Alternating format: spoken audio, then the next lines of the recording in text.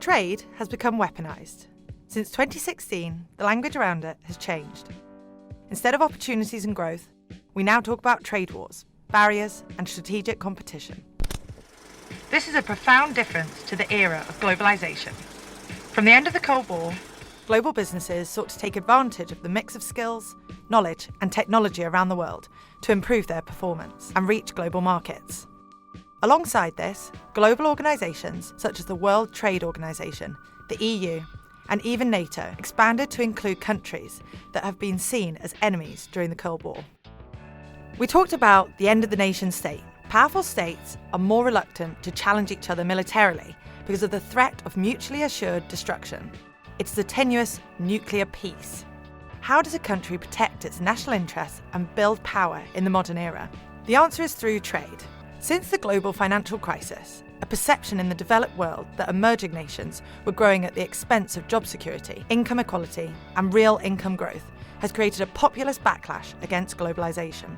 Trade is a useful rhetoric for the economic nationalism that has come from populism. I export more, you export less, I win, you lose. It has created zero-sum thinking.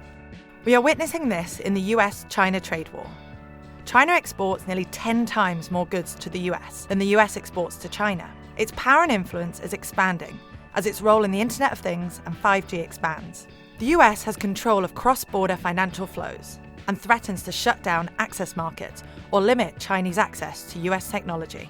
It is forming alliances with Japan and the EU outside of the structures of the World Trade Organization to restrict China's use of state aid. The trade war is a proxy for a much bigger conflict. Welcome to Strategic Trade. Our multilateral technology helps you understand the connections between businesses, politics, countries, and risks. We understand the importance of political risk in trade and have our own trade-focused political risk tools to understand this. Our data is multilateral. We can help you identify the goods that are used for military or civilian purposes. We identify flows in sectors associated with military events and use artificial intelligence to predict political events using flows of arms and dual-use goods. We can help you run scenario plans and what-if analysis to help you understand the complexity of global trade, its links to sanctions, crimes, politics, and business.